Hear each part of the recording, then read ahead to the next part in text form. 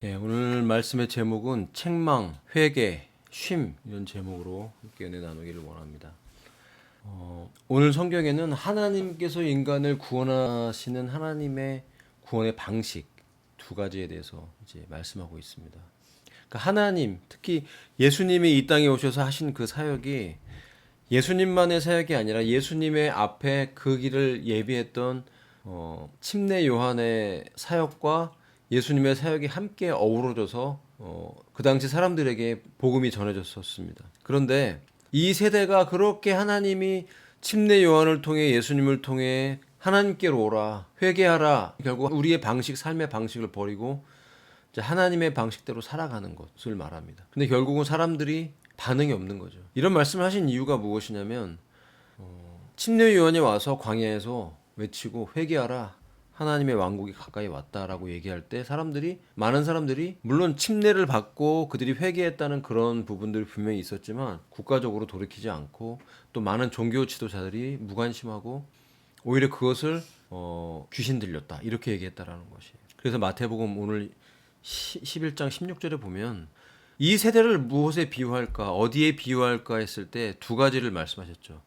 시장에 앉은 채 자기 동무들을 부르는 아이들과 같도다. 자, 뭐라고 합니까? 우리가 너희를 향하여 피리를 불었는데도 너희는 춤추지 않았다. 그러니까 춤출 수 있는 그런 음악을 연주했다라는 거예요. 춤을 춰야 되잖아요. 기쁜 노래를 연주하면. 그 예수님의 사역을 말하는 거죠. 물이 포도주가 되게 한. 포도주는 그 당시에 어쨌든 이 혼인잔치에 들어가는 사람들이 흥을 돋구는 즐겁게 해주는 그런 음료였기 때문에 그것은 바로 성령의 임재, 죄사함을 통해서 성령이 우리 가운데 오셨을 때 하나님과 우리가 관계가 회복됐을 때 잔치가 벌어지는 것처럼 우리의 영혼을 기쁘게 하는 그 주님의 사역, 용서해주고 많은 병자들 고쳐주셨고 귀신을 쫓아내주셨고 죄와 악한 영에 고통받는 영혼들에게 하나님의 희락, 하나님의 기쁨을 알려주신 분이죠. 그것을 이제 포도주와 같다고 이제 성경은 요한복음에 분명히 얘기하고 있어요. 예수님의 죽으심과 부활을 통해서 우리에게 구원을 주시는 그것을 보여주는 것이 잔치의 포도주와 같은 역할인 것이죠. 그 예수님의 사역은 우리를 춤추게 하는 거예요. 기쁘게 하는 거예요. 죄를 사해주고 치료해주고 그런데도 춤을 추지 않는 거예요. 무반응한 거죠. 이거 무슨 말입니까? 그런 하나님의 그런 예수님의 놀라운 사역을 경험하고도 그들이 결국 주님께 돌이키지 않은 거. 하나님의 방식으로 돌이키지 않고 그냥 기적을 체험하고 오병이어에 먹을 걸 그냥 먹고 그냥 이 땅에서 그냥 내 필요한 것만 취하지 예수님이 뭘 원하고 하나님이 진짜 뭘 원하시지라는 것에 대해서 무관심하다는 거죠. 그 당시 사람들이. 그것을 얘기하는 것입니다. 우리가 너희를 향하여 애곡하였는데 자 시장에 앉아서 보면서 통곡을 하는 거예요. 그러면 친구가 통곡을 하고 있으면 같이 애통하고 울어줘야 되잖아요. 반응이 없는 거죠. 울든지 피리를 불면 춤을 추고 애곡을 하고 있으면 같이 애통해 하면서 뭔지 알아봐야 되는데 무관심한 거예요. 이것은 침례 요한의 사역을 의미합니다. 광야에서 금식하면서 회개하라고 외치고 하는데 결국은 회개하지 않는 거죠. 그러면서 요한에 대해서 뭐라고 얘기하냐면 먹지도 마시지도 아니하자 그들이 말하기를 그가 한 마귀에 들려 있도다 하였기 때문이라. 마귀 귀신 들려서 저러는 거라는 거죠. 귀신 들려서 미쳤다는 거죠. 그런데 예수님에 대해서 나중에 그렇게 얘기하죠. 바알세불 지펴서 너가 그렇게 하는 것이다. 귀신을 내어 쫓는 것도 그냥 귀신을 내어 쫓는 거면 좋은 거잖아요. 귀신 들린 사람이 얼마나 고통스럽습니까? 보지도 못하고 듣지도 못하고 고통받고 괴로워하고. 지금 우리나라에 교회보다 목회자보다 무당이 많습니다. 원래 우리나라는 샤머니즘이 엄청 강한 나라죠. 그래서 많은 사람들이 교회를 다니면서도 점을 치러 다녔어요. 지금도 현재 그래요. 만약 우리가 점을 치려는 마음이 있었다면 정말 회개해야죠. 하나님이 우리에게 원하시는 것은 점을 치는 것이 아니라 하나님을 믿고 의지하는 것입니다. 하나님께 모든 걸 맡기고 순종하며 따라가는 것. 그런데 사람들은 길흉화복을 점을 치려고 하는 그 습성이 특히 한국 사람들은 굉장히 많아요. 한국에 가장 먼저 들어온 종교가 사실은 이 바로 샤머니즘이죠. 그 샤머니즘은 어디에 연결되어 있냐면 바로 사탄을 숭배하고 귀신을 숭배해서 그들로부터 무엇인가 육신적인 콩고물을 얻어먹기를 원하는 소위 복을 원하는 거죠. 화를 면하고 복을 원해서. 근데 인간적으로 사람들이 복이라고 말하는 것들이 보통 뭐 건강이라든지 뭐 자녀의 복이라든지 뭐 물질에 대한 거라든지 이 세상에서 그냥 아프지 않고 넉넉하게 살고 좀 사람들을 볼 때 평탄하게 살아가기를 원하는 그런 것들을 복이라고 말합니다. 물론 하나님께서 그런 것들을 우리에게 주실 수 있죠.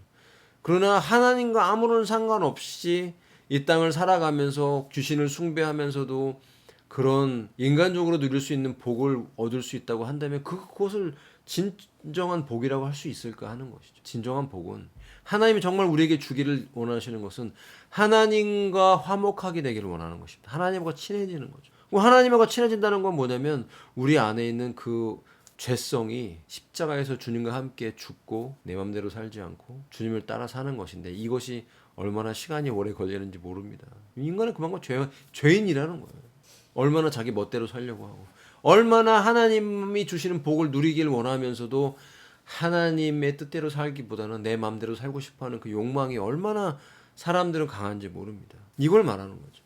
예수님을 통해 경험을 했고 세례 요한을 통해 그렇게 애통하고 회개하라고 얘기하고 있지만 결국은 인간은 회개하지 않고 하나님께로 돌이키지 않고 하나님의 방식과는 상관없이 살아가는. 그래서 하나님의 종인 침례 요한에게 귀신 들렸다고 말하고 예수님은 대신에 그렇게 맨날 금식만 한 게 아니라 사람들하고 어울리고 세리와 죄인들과 어울리면서 같이 먹고 마시면서 그들에게 말씀을 증거했죠. 그랬더니 탐식한다, 음식을 탐한다고, 과음한다고 그렇게 종교 지도자들, 특별히 바리새인들이 그렇게 질투하면서 그렇게 얘기를 했습니다. 내용이 거짓말이죠. 탐식을 하지 않고 과음을 하지 않으셨어요. 적당하게, 적절하게 필요에 따라 먹고 마시면서 사람들과 어울리기 위해서 그 자리에 함께 하신 것뿐이죠. 세리와 죄인들의 친구로다. 그건 맞습니다.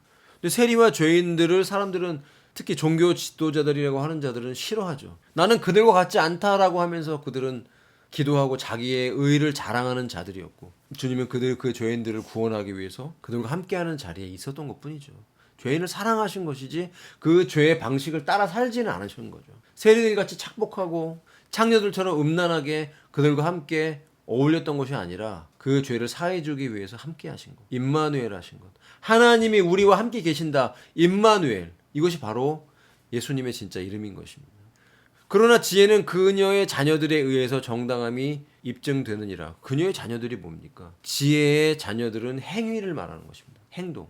그러니까 예수님의 사역과 세례 요한의 사역이 지혜로부터 온 것인데 그 지혜의 결과는 그 삶이 입증해 준다라는 것이죠. 결국은 그것을 부당하게 말한 바리새인들의 죄악은 정말 악한 죄라는 것입니다. 그래서 예수님께서 마태복음 11장 20절부터 이제 책망을 하기 시작하셔요. 질책을 하세요. 많은 동네, 특히 나사렛 부근에 예수님이 많이 다니면서 엄청난 온 동네가 다 그 기적을 체험한 병이 낫지 않은 사람이 없을 정도로 밤이 새도록 수만 명의 사람들이 몰려들어서 다 치유받았던 그런 땅들이 하나님의 역사를 경험해 놓고 결국은 하나님이 진짜 원하는 게 뭐냐면 회개인데 회개하지 않았다는 거예요. 삶의 방식은 그대로라는 거예요. 그대로 음란하고 그대로 거짓말하고 그대로 도둑질하고 그대로 악한 그대로 삶을 바꾸지 않고 그냥 하나님이 주시는 유익함, 인간에게 필요한 치유나 위로나 먹을 거나 이런 것들을 원하지만 결국 마음을 바꿔서 하나님께로 돌이키지 않으려고 했던 그들의 죄악에 대해서 신랄하게 주님이 책망을 하세요. 코라즈나 벳세다야 화가 있기를 바란다는 거예요. 왜냐하면 너희에게 행한 그 막강한 엄청난 일들을 여긴 티레와 시돈이라고 번역됐지만 두로와 시돈이라고 우리가 이제 보통 성경에 번역돼 있지만 이들은 사탄을 숭배하는 지역이었어요. 마귀가 아예 통치하고 다스리는 그런 땅들이었기 때문에 무역에 번성하고 그렇게 인간의 무역에 번성해서 먹을 것이 풍부했던 것들은 항상 사탄을 숭배하고 귀신을 숭배하고 그리고 음란하고 폭력적인 것들이 늘 난무했던 것이 바로 두로와 시돈이었다는 것이에요. 이 두로와 시돈이 그 땅 가운데 이런 역사가 있었다면 아수르의 니느웨가 그렇게 울면서 회개했던 것처럼 이들도 회개했을 거라는 거죠. 이 악한 땅들도 회개했을 것인데 그들은 이런 역사를 경험하지 못했지 않냐. 근데 나중에 보면은 예수님 이후에 두로와 시돈에도 교회가 세워집니다. 초대교회 때. 그런데 코라진이 벳세다가 회개하지 않는 것에 대해서 예수님이 책망하신 거죠. 심판날에, 마지막 심판날에 두로와 시돈이 너희보다 버티기 쉬우리라. 그것은 뭐냐면 심판을 받는 족속, 심판을 받는 사람들도 등급이 있다라는 거죠. 지옥에도 등급이 있다라는 것입니다. 이 땅에 공산주의가 들어와서 그 공산주의의 뿌리가 무엇인지 우리는 압니다. 그건 사탄 숭배로부터 온 것이죠. 오래전부터 성경을 바꾸고 성경을 번역하려고 했던 그 존재가 바로 사탄인데 하나님의 말씀을 바꾸죠. 늘 이렇게 조금 바꾸고 조금 바꿔서 결국은 하나님을 제대로 섬기지 못하게 하는 게 마귀의 뜻이죠. 그렇게 나온 게 바로 공산주의예요. 하나님을 흉내내서 만든 거. 하나님의 왕국인 천년 왕국, 예수 그리스도의 왕국을 흉내내서 인간을 선동해서 사탄을 숭배하게 만드는 악한 자. 항상 그는 하나님을 섬기는 것을 뺏어서 자기를 섬기게 만드는 게 바로 사탄이에요. 그 결과는 결국 심판이고 지옥이라는 것을 성경은 우리에게 명백하게 말씀해 주고 있습니다. 그러면서 가버나움. 내가 하늘까지 높여졌느냐? 왜냐면 가버나움에서 정말 엄청난 역사가 있었거든요. 온 동네가 하나님의 기적을 체험하고. 그러면 그 기적을 보면서 예수님은 누구신가? 왜 오셨는가를 알고 그분 앞에 엎드리고 결국은 아버지 하나님께 우리의 돌이키는 하나님과의 친밀함을 누리고 화목하게 되는 그런 진정한 쉼을 누려야 될 텐데 그런 영적인 쉼은 없었다는 거예요. 이게 문제가 그거죠. 회개하지 않는 자에게는 진정한 쉼이라는 게 없어요. 인간에게는.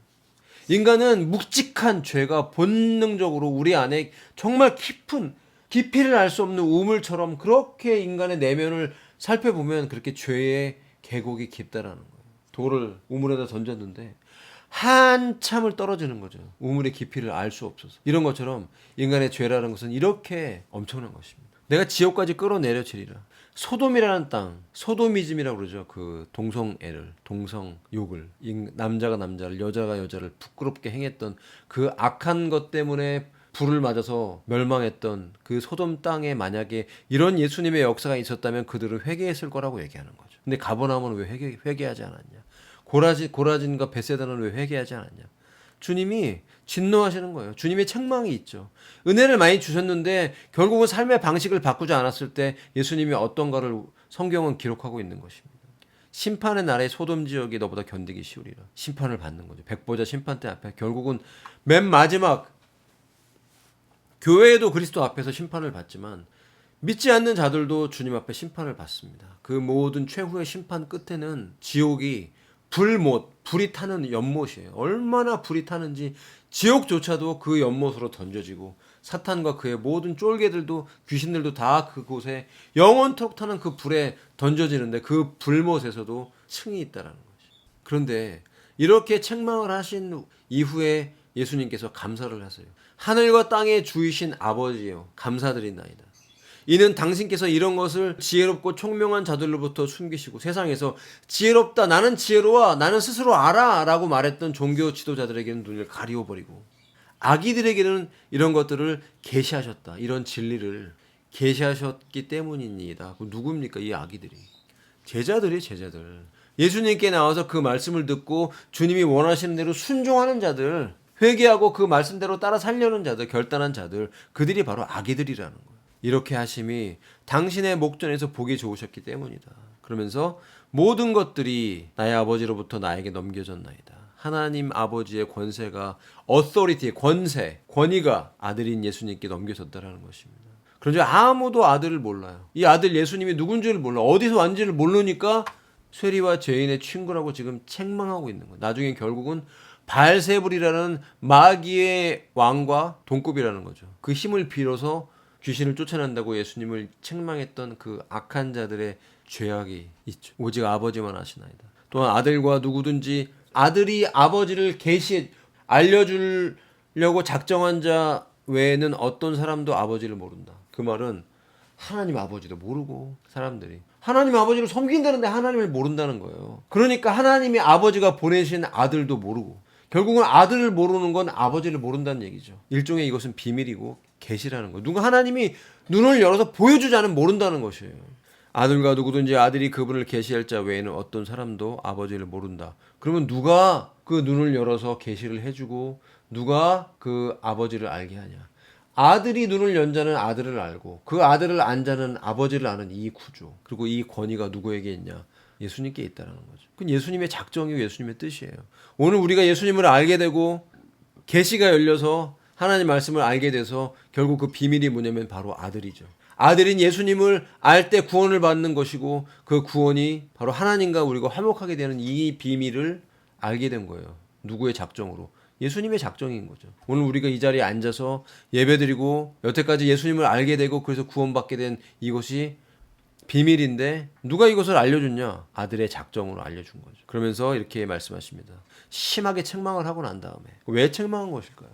지금 우리가 현대에 사는 이 교회와 믿는 자들에게도 적용할 수가 있습니다. 왜냐하면 충분히 알려줬는데 이 대한민국 교회에 얼마나 교회가 많습니까? 진짜 세계에서 제일 큰 교회가 다 모여 있습니다. 새벽기도 한다고들 정말 난리잖아요. 작정기도 하잖아요.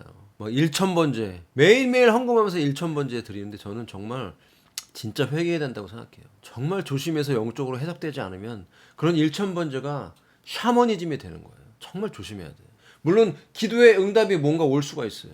그렇지만 오히려 그 응답이라는 것이 내가 원하는 어떤 소원이 성취된다는 것이 하나님하고 관계가 멀어질 수 있다니까요. 가버나움처럼 굉장히 무서운 얘기예요. 기도할 수 있어요. 하나님이 그냥 던져줄 수 있어요. 그래, 네가 원하는 건강 내가 주마. 그런데 회개하지 않고 삶을 바꾸지 않는, 교회 와서 예수 믿는다고 하면서 저도 마찬가지죠. 누구를 얘기할 게 아닙니다. 내가 갖고 있는 삶의 방식이 정말 바뀌었나? 난 진짜 회개한 사람인가? 하나님의 계명을 지키고 있는가? 하나님이 원하시는 대로 살고 있는가? 이게 중요하다는 것이죠. 지금 이 마지막 때는 정말 그게 중요합니다. 왜냐면 하나님 앞에 우리가 서게 되거든요. 그래서 회개하지 않고 돌이키지 않는 이런 그 당시에 가버나움에게, 베세다에게, 고라진에게 주님이 책망하셨다면 지금 현대 교회에게는 얼마나 많이 책망하실까 그런 생각이 들어요. 지금 한국 교회들이 그런 얘기 많이 합니다. 이렇게 우리가 복을 받아서 세계 제2의 선교 대국이 됐고 2만 명이 넘는 선교사를 보냈다. 솔직히 교회가 교회를 과시하는 게 분명히 있어요. 큰 교회들이 과시를 많이 합니다. 이렇게 큰 교회, 이렇게 큰 예배당, 이렇게 유명한 목사님, 설교자라는 목회자가 여기서 몇만 명이 모여서 예배드린다. 대성전, 대교회 이런 얘기를 하지만 정말 조심해야 되고 돌이켜야 됩니다. 그것이 정말 하나님을 기쁘게 해드리는 것인가? 정말 하나님이 원하시는 뜻대로 살고 있는가? 정말 무서운 것 같아요, 지금. 우리가 예수님 얼굴을 배울 날이 가까이 오고 있습니다. 하나님 앞에 갈 날이 그렇게 많진 않았어요. 왜냐면 지금 마지막 때라 전쟁이 일어날 조짐이 보이고 세계 3차 대전이 일어나서 세계가 평화협정이 맺어지고 그 평화협정은 결국 7년이라는 대환란의 문을 여는 두 짐승과 적그리스도가 와서 사단의 왕국을 건설하기 위해서 7년이라는 가짜 평화의 협정을 맺을 날이 성큼성큼 다가오고 있습니다. 다가오는 경제 위기와 전쟁과 이런 것들을 사람들이 정신을 못 차려요. 그러니까 주식을 막 코스피가 6,700을 넘었다. 그러다가 유류가 오르니까 전쟁이 나니까 왜 대한민국에 폭탄이 떨어지는지 경제가 휘청휘청하고 그런데도 가짜 대통령은 주식을 하라고 사람들을 선동해서 주식을 하러 선동해서 그렇게 많은 코스피와 코스닥을 올려놓은 그 상황 안에서 치고 빠지는 것들이 분명히 있었을 것입니다. 당하는 사람들은 서민들인 거죠. 이런 어려운 상황에서 교회가 정신을 차려야 될 텐데 교회들이 정신 차려야죠. 지금이 어느 때인 줄 알아야 되고 예수님 오실 날이 가까웠다는 걸 알아야 되고 하나님은 진짜 무엇을 원하시지? 회개를 원하시고 주님과 바른 관계를 맺고 주님 만날 날을 준비하라고 하시는데 묵묵부답 잠잠하고 종말론에 속지 말라 그러고 사람들을 속이면서 교회를 오히려 심판으로 밀어넣는 그런 일들이 지금 우리가 사는 세상에서 벌어지고 있다고 저는 확신합니다. 하나님 말씀을 관심이 없어요. 하나님의 말씀이 예언인데 주님의 오심에 대한 예언과 천년의 왕국에 대한 예언과 재림에 대한 예언과 7년 환란에 대한 요한계시록의 그 명확한 문자적인 말씀들을 다 무시하고 환상이다 꿈이다 이렇게 치부하면서 우리랑 상관없다고 얘기합니다. 안타까워요. 저는 그들이 받을 심판들이. 우리는 주님께 심판받는 자가 아니고 책망받을 자가 아니라 정말 주님께 은혜 받은 자요 주님 앞에 칭찬받는 자로 이 마지막 때를 살아가야 될 줄로 믿습니다. 그래서 마태복음 11장 28절부터 30절까지 이 중요한 말씀이 나오는 거예요. 결론이잖아요. 오늘의 결론. 이렇게 심하게 책망을 해놓고 그렇지만 감사를 하시면서 그 와중에 그들이 회개하지 않았지만 그렇지만 악의들이 있다라는 거예요. 하나님의 택정함을 받은 악의들이 있어서 그들은 주의 음성을 듣는다는 거죠. 그러면서 초대합니다. 수고하고 무거운 짐 지워진 너희들아. 이 죄의 짐을 지고 얼마나 죄의 짐이 무거운지 몰라요. 우리가 죄가 해결되지 않으면 여기가 묵직하지 않아요. 세상 사람들은 그런 것도 모르고 삽니다. 내가 죄인이라는 것도 모르고 살아요. 그리고 죄인이라고 하면 기분 나빠요. 나 특별히 죄진 거 없는데 그러나 삶의 방식으로 들어가면 수많은 죄를 짓고 있는데 몰라요. 숨 쉬듯 죄를 짓고 있는데 시기 질투하고 미워하고 사람 죽이지 않았다고 죄를 안 진 것이 아니라 우리는 숨 쉬듯 죄를 져요. 그렇지만 예수님이 오늘 우리를 초대하신다. 내게로 오라는 거예요. 예수님 앞에 나오라는 거예요. 샤머니즘처럼 현도교회가 예수님을 섬기지만 예수님의 방식으로 살지 않고 예수님과 하나됨을 누리려고 하지 않는 것. 저도 이 부분의 숙제 때문에 너무나 오랜 시간을 보냈습니다. 그러나 주님의 초청을 느낍니다. 너에게 주어진 인생 가운데 이제 임마누엘을 누려라. 너는 너의 것이 아니고 너는 아무것도 아니고 너 안에 나를 모시고 라오디게 교회에게 말씀하십니다. 볼지어다 내가 문 밖에 서서 두드리노니 누구든지 내 음성을 듣고 문을 열면 나는 그에게로 들어가 그와 더불어 먹고 그는 나와 더불어 먹으리라. 이게 주님의 뜻이에요. 이게 현대교회에 하나님의 뜻과는 상관없이 샤머니즘적으로 나의 뜻을 이루기 위해서 자아를 만족시키기 위해서 목회도 그렇게 하고 하나님의 일도 그렇게 하는 이 세대를 향해서 애통하며 애곡하며 부르시는 주님의 음성은 이거예요. 은혜로운 부르심이에요. 마지막 기회, 회개할 수 있는 기회, 우리의 삶을 돌이키고 수고하고 무거운 짐을 지고 있는 나의 왕국을 건설하기 위해서 사탄에게 속아서 성경조차도 그렇게 이용하는 이 세대를 향해서 부르짖는 주님의 음성은 무엇이냐면 나에게로 오라는 거죠. 내가 너에게 쉼을 주리라. 나는 마음이 오냐고 겸허하니. 이거는 입증된 거잖아요. 하나님의 아들이 인간의 모습으로 와서 십자가 달려 죽으시고 처절하게 그 모든 아버지의 명령을 순종한 예수님만큼 겸손한 존재가 어디 있습니까? 하나님이 인간이 된 분처럼 겸손한 존재가 어디 있어요? 그러니까 예수님은 이렇게 말할 수 있는 거예요. 온 인류 중에 단 한 분만이 이렇게 말할 수 있어요. 그 누구도 어떤 인간도 이렇게 말할 수가 없어요. 나는 마음이 오냐고 겸허하다? 이렇게 말할 수 있는 존재는 예수님밖에 없어요. 만약 내가 저는 겸손합니다라고 말하면 그 자체가 교만한 겁니다. 그러나 우리가 저는 교만합니다라고 이렇게 말하는 것 자체가 겸손한 거예요. 하나님이 원하시는 건 바로 이런 겁니다. 나의 멍에를 너희 위에 메고 나에게서 배우라. 이 멍에라는 것이 무엇입니까? 소가 멍에를 매잖아요. 밭을 갈기 위해서. 어미 소가, 새끼 소가 그 멍에에 같이 멍에를 매는 거. 이런 모습이 있지 않습니까? 그러면 새끼 소가 멍에를 매는데 어미가 이미 메고 있는 멍에 안으로 들어가는 것은 무거운 것이 아니죠. 함께 하자는 거예요. 주님의 멍에를 매라는 건 주님이 메고 계신 그 멍에 안으로 들어가라는 거죠. 그러면 주님이 하나님을 그렇게 사랑하셨던 삶의 방식을 우리가 배우게 된다는 것입니다. 그것이 바로 하나님의 계명인 거죠. 그러면 너희 혼들의 쉼을 발견하리라. 우리의 인생의 쉼은 우리의 죄의 짐을 해결한, 우리의 죄를 해결해서 하나님 아버지께로 돌이킬 수 있게 하신 유일한 길이신 바로 예수님 외에는 없습니다. 그럼 우리는 쉼을 쉬게 됩니다. 왜냐? 내 멍에는 쉽고 내 짐은 가볍기 때문이라. 이것이 바로 예수님의 말씀이에요. 멍에가 쉽고 짐이 가볍다는 거예요. 그 누구도 우리의 짐을 쉽고 가볍게 하지 못합니다. 왜 그러냐면 이게 대비하고 있는 거죠. 종교 지도자들인 바리새인들은 무거운 짐을 지운다는 거예요. 사람들에게. 너 이렇게 하고 저렇게 하고 율법을 지 멋대로 해석해갖고 구전율법을 만들어서 그렇게 만든 게 탈무드지 않습니까? 바벨로니안 탈무드. 거기에 카발라 유대교가 생겨나갖고 이것을 영주의적으로 해석해서 만든 율법을 지 멋대로 해석해 만든 것들. 그걸 또 조하르라고 그러더라고요. 그들이 알고 있는. 그 조하르에 맞춰서 지금 세계 지도자들은 그 가짜 유대인들인 그들이 만든 조하르에 맞춰서 이벤트를 하고 있어요. 전쟁도 그래서 일으키고 어떤 일들을 그런 이벤트에 맞춰서 일으켜요. 그들의 결국은 멸망입니다. 그러나 우리에게 주어진 하나님의 부르심은 쉽고 가벼운 은혜의 짐이라는 거예요. 은혜. 하나님이 우리에게 주시는 것은 은혜입니다. 우리가 하나님의 은혜를 받을 때 우리는 진정한 쉼을 얻게 되고 이것이 우리에게 원하시는 이 땅에 천국이 내 안에 임하는 것은 바로 하나님과의 관계가 회복된 죄사함을 받은 자들이라는 것입니다. 이 은혜로운 초대를 우리가 듣고 주님의 책망을 듣기를 원합니다. 하나님 우리를 책망하시죠. 왜냐하면 진정한 회개에 이르도록 우리가 이 마지막 때 회개하는 자의 삶이 되기를 원합니다. 우리의 죄를 버리고 하나님과 관계가 올바라지고 주님과 연합된 자, 하나님의 방식대로 하나님이 원하시는 그 사랑의 계명을 붙잡고 하나님 사랑과 이웃 사랑의 계명대로 살아갈 때 우리는 하나님의 방식을 이해하게 되죠. 배우게 되죠.